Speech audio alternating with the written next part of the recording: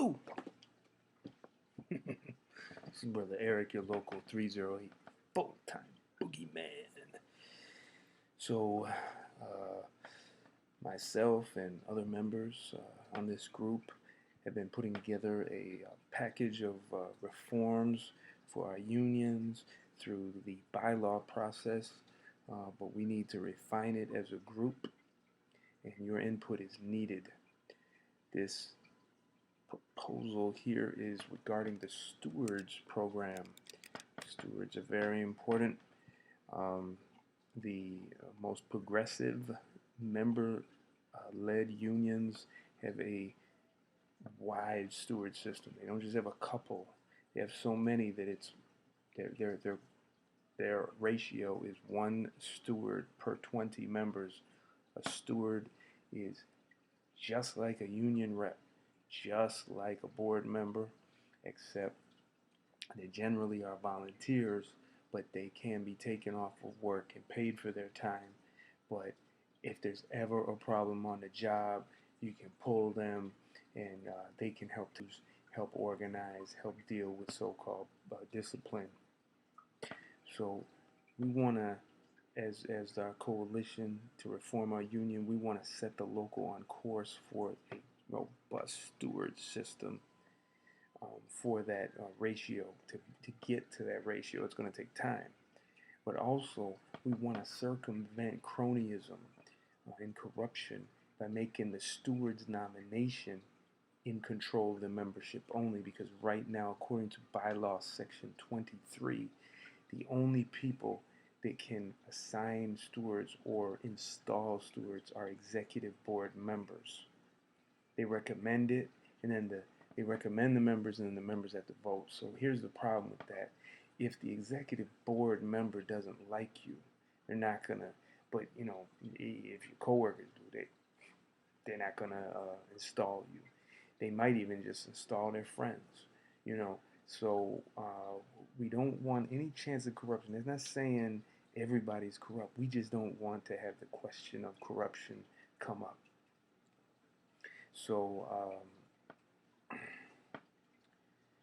and you can learn more about how the stewards work in those bylaws. So we want to make that for stewards to go along with nominations for elected officers, as defined in Section 5.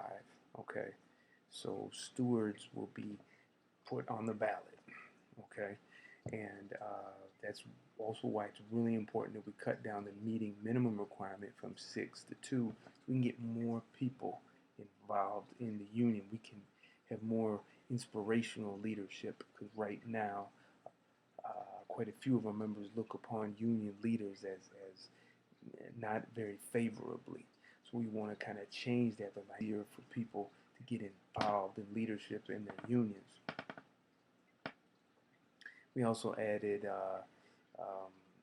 little changes, as you'll see in bold in there, just to specify.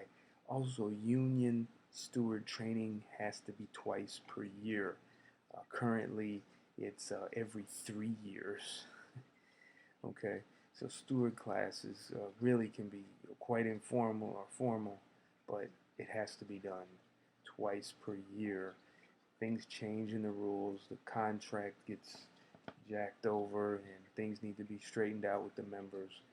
That's where the training comes in.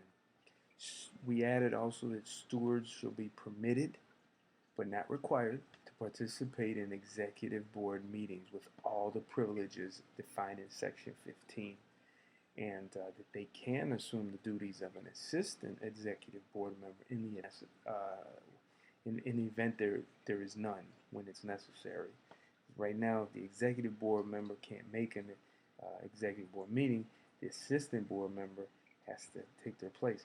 But if the assistant board member is not able to, we got to get the steward. Also, we want to incentivize steward participation in activity by letting them volunteer 8 hours of service to the local to receive 100% discount on dues for the subsequent month only. So, to get you as a steward, instead of requesting pay, you can help the locals save money by volunteering your pay by getting a discount on your dues for the next month. If you like this, click vote yes. If you don't, vote no. If you're not sure, right? I'm not sure. And make sure you put your comments in the little box there. And then we'll bring this to a broader audience. But we really want to refine it right here with our group before we put it out. Thanks so much. Peace.